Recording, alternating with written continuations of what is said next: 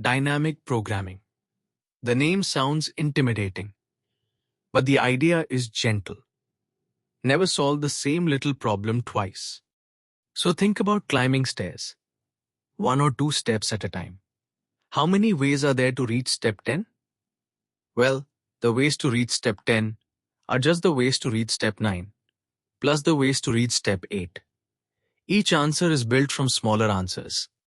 Now a naive recursion would recompute those same steps over and over, exploding into billions of repeated calls.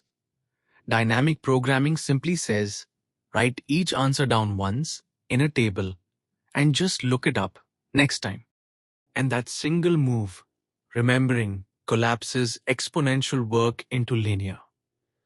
Billions of calls become a tidy little walk up a small table, and you will feel it everywhere. The shortest edit between two words. The best way to cut a rod for profit. Aligning to strands of DNA. All of them the same shape. Overlapping subproblems. Solved just once. There are two flavors. Top-down, recurs, but cache every answer. We call that memoization or bottom-up. Fill the table in order. Smallest first. The same idea, just both directions.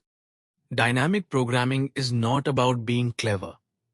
It is about being organized. Refusing ever to do the very same work twice.